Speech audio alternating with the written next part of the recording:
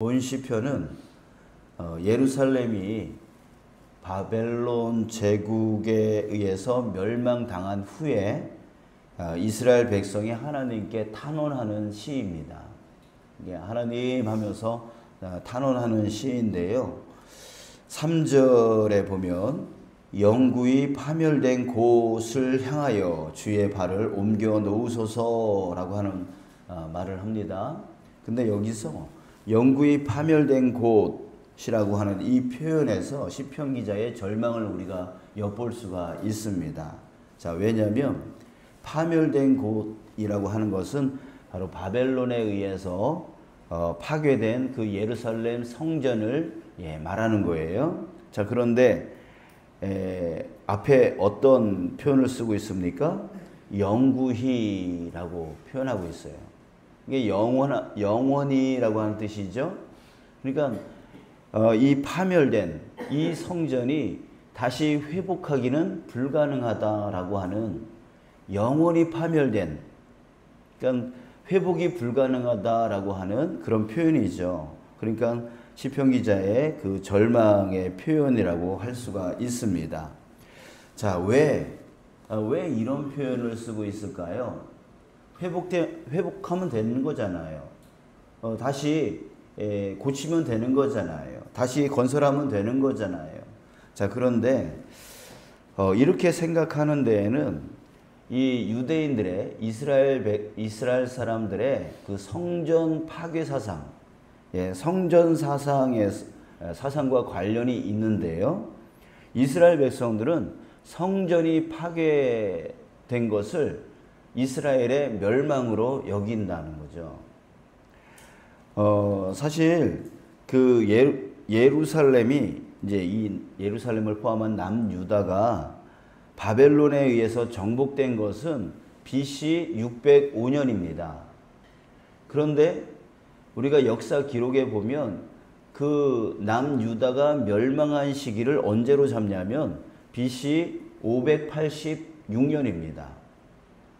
아니, 이미 바벨론에 의해서 남유다가 정복되어진 때가 BC 605년인데 왜 멸망의 때를 BC 586년으로 잡을까?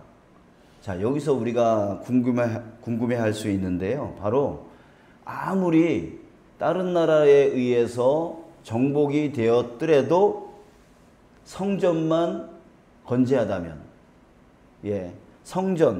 성전만 건재하다면 그 나라는 멸망되어진 것이라고 생각하지 않는다는 거예요. 근데 성전이 파괴되어지는, 성전이 무너져버린, 그렇게 되어질 때에 이스라엘은 완전히 멸망한 거다, 이렇게 이스라엘 백성들은 생각한다라고 하는 거죠. 그래서 성전이 있느냐 없느냐, 이것이 그들의 존재성을 판결하는 그런 사상을 갖고 있다라고 하는 거죠. 자, 그래서 시편 기자는 성전이 완전히 파괴되었음을, 그래서 남유다가 완전히 멸망되었음을 이제 표현하고 있는데요. 5절에 어떻게 표현하고 있냐면 그들은 마치 도끼를 들어 삼림을 베는 사람 같으니이다. 그러니까 삼림을 도끼로 베듯이 싸그리 다 성전을 파괴해버렸다. 6절, 이제 그들이 도끼와 철퇴로 성소의 모든 조각품을 쳐 부수고, 완전히 그 안에 있는 모든 조각품들을 다 부서졌다. 7절, 주의 성소를 불사르며 주의 이름이 계신 곳을 더럽혀 땅에 엎었나이다. 8절, 그들이 마음속으로 이르기를 우리가 그들을 진멸하자 하고 이 땅에 있는 하나님의 모든 회당을 불샀나이다. 그러니까 성전이 완전히 파괴되었음을 그렇게 표현하고 있는 거예요. 자, 여러분, 그런데 왜 이때를 멸망으로, 이 성전 파괴를 그들은 어떤 식으로 생각을 하냐면 1절에 보십시오. 하나님이여 주께서 어찌하여 우리를 영원히 버리시나이까. 그러니까 성전 파괴는 하나님이 자신들을 버린 사건이다, 버렸다라고 하는 생각을 한다는 거죠. 자, 여러분, 그런데요, 우리 한번 생각해 봐요. 성전이 파괴되어진 거, 성전은 건물이죠. 그 건물이 파괴되어진 것을 하나님이 우리를 버렸다, 이렇게 생각한다는 거예요. 근데 여러분, 이스라엘의 역사를 한번 좀 아는 만큼 우리가 생각해 봤으면 좋겠어요. 성전이 파괴되었기 때문에 하나님이 버리셨나요? 그게 아니죠. 성전이 왜 파괴되었습니까? 하나님이 왜 성전이 파괴되게 만드셨습니까? 그 원인이 있다는 얘기예요. 여러분, 어떤 물건을 사서 사용하다가 그 물건이 쓸모없어지면 여러분 어떻게 하십니까? 쓸모없는 물건 어떻게 하세요? 버리잖아요. 하나님이 이 성전이 파괴되도록 버린 이유가 뭐예요? 쓸모가 없기 때문에 버린 거예요. 이 성전이 왜 쓸모가 없어졌습니까? 이스라엘 백성이 하나님을 찾지 않는 거예요. 하나님을 떠나버린 거예요. 우상을 섬기고, 다른 나라를 의지하고 이미 그 성전은 쓸모없는 성전이 되어 버렸어요. 그 성전은 하나님을 만나는 장소인데 하나님을 만나는 게 아니라 우상을 섬기고 하나님을 버려버렸어요. 그러니 그 쓸모없는 성전이 있을 필요가 있습니까? 파괴해버린 거예요. 예수님께서 그 성전을 보시면서 막 우셨다 그랬어요. 그러면서 저 성전이 돌 위에 돌까지도 다 무너져 내릴 거다, 파괴될 거다라고 했어요. 왜 예수님이 그런 말씀을 하신 거죠? 쓸모가 없어졌기 때문이에요. 이 땅의 백성들이 하나님을 찾지 않기 때문에. 저 성전은 기도하는 집이어야 되는데 기도가 끊어지고 하나님을 찾고 하나님을 만나는 일이 끊어져 버리니까 저 성전이 필요 없기 때문에 돌 위에 돌까지도 다 무너져 내릴 거다라고 하면서 성전 파괴를 예언하신 거죠. 그래서 결국 AD 70년에 로마 제국에 의해서 성전이 완전히 또 파괴되어져요. 여러분, 그렇습니다. 하나님이 이스라엘을 버린 게 아니에요. 이스라엘이 하나님을 버렸기 때문에 필요 없는 성전이 파괴되어진 거예요. 그래서 바벨론에 의해서 남유다가 멸망되어진 것은 바로 하나님의 징계라고 말하는 거죠. 너희들이 하나님을 버렸으니, 그래서 하나님이 돌아오라, 돌아오라, 얼마나 많이 그 선지자들을 통하여 말씀하셨습니까? 근데 돌아왔어요? 안 돌아왔어요.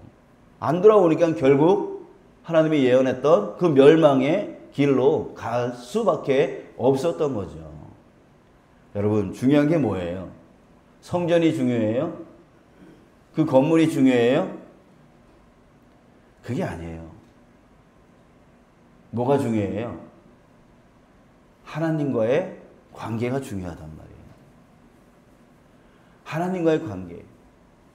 그 성전이 정말 하나님을 만나는 장소, 하나님을 만나는 장소가 되어지고 끊임없이 이 이스라엘 백성이 하나님과의 관계가 온전하게 세워져 있다면 아무리 바벨론이 침공해 와도 그 어려운 고난이 있어도 어려운 시험이 있어도 그 하나님으로 인하여 그 이스라엘은 다시금 회복되어지고 다시금 이기고 승리하게 되어졌을 거라는 거죠.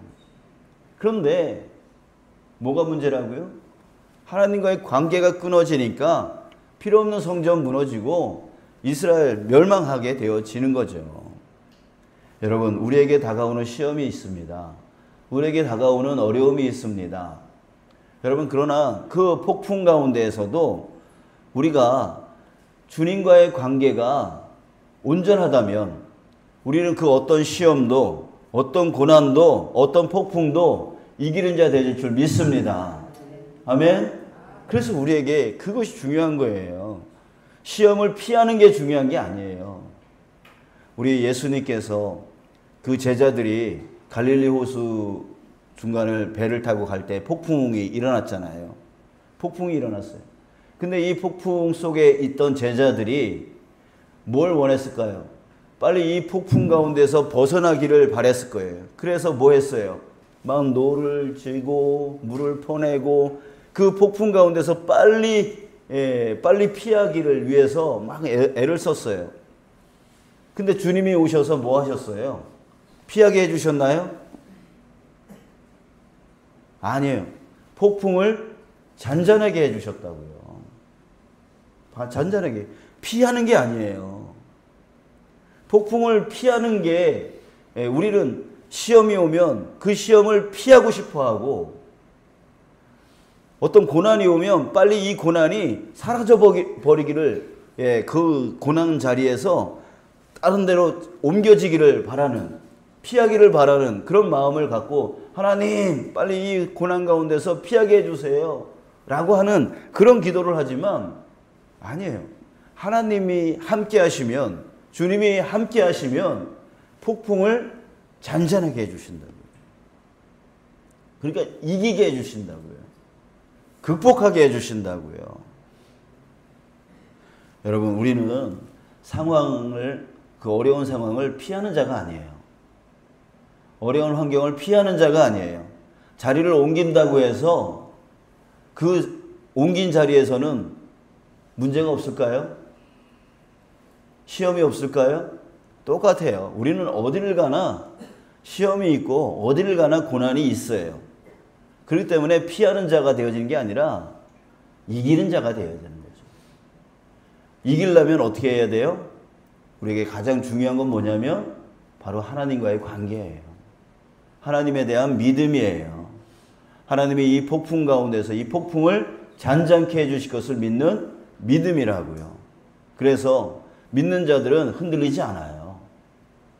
믿는 자들은 요동치 않아요. 어려움이 와도 두려워하지 않아요. 힘듦이 와도 능히 그 안에서 이기는 자 되어져요. 왜? 나에게 누가 있기 때문에? 주님이 계시기 때문에. 주님이 계시기 때문에. 그러니 여러분, 우리에게 가장 중요한 것은 무엇입니까? 하나님과의 관계입니다. 주님과의 관계입니다. 내가 얼마나 그 주님을 꽉 붙들고 있는가, 꽉 의지하고 있는가, 이게 중요한 거예요. 이게 중요한 거예요.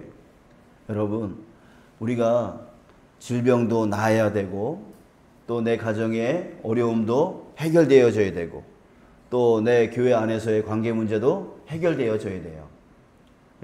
그래서 그 해결을 위해서 기도해야 되는 거죠. 그러나 그 이전에 우리가 해야 될 게 있습니다. 무엇이냐면 주님으로 이기는 거예요. 어떤 질병이 와도 믿음이 흔들리지 아니하는 자, 어떤 문제가 생겨도 믿음이 흔들리지 않는 자 되어지는 것이 먼저 중요하다는 거죠. 주님과의 관계, 이 관계만 되어 있다면 우리는 어떤 것도 이길 수 있는 자 되어지고, 그 안에서 우리는 치유의 역사도 일어나고 변화의 역사도 일어나고 회복의 역사도 일어나고 그 은혜를 우리가 체험하며 살아가게 되어지는 거예요. 피하는 자는 절대 주님의 은혜를 체험할 수가 없어요. 피하는 자는 절대 주님의 은혜를 체험할 수가 없어요. 맞서 싸우는 거예요. 믿음으로 맞서 싸우는 거예요. 네가 나를 나를 흔들려고 한다고? 아니야. 나에게는 주님이 있어. 나는 주님이 나를 이끄셔. 라고 하는 그 믿음으로 그 다가온 모든 것을 이길 때에, 그때 폭풍이 잔잔해지는 은혜의 체험을 우리는 누려 살아갈 수 있게 되어지는 것입니다. 그리고 그런 자가 뭐예요? 열매가 맺혀지는 거죠. 이리저리 피해 다니는 사람들은요, 피해 다니기만 하지 열매가 없어요. 이파리만 무성해요. 주여 주여 입으로만 주여 주여 외치지 삶의 열매가 없는 거예요. 여러분, 흔들리지 않는 여러분 되시길 축복합니다. 믿음으로 다시 일어나십시오. 나에게 정말 중요한 것은 뭐냐면 성전이 필요한 게 아니라 하나님과의 관계가 필요한 거예요. 하나님을 더 믿으시고 더 의지하시고 더 부르짖어서 여러분들에게 다가온 그 고난과 힘듦과 시험 그 모든 것을 이겨나가는 저와 여러분들 우리 모두가 되어지기를 주님의 이름으로 축원합니다.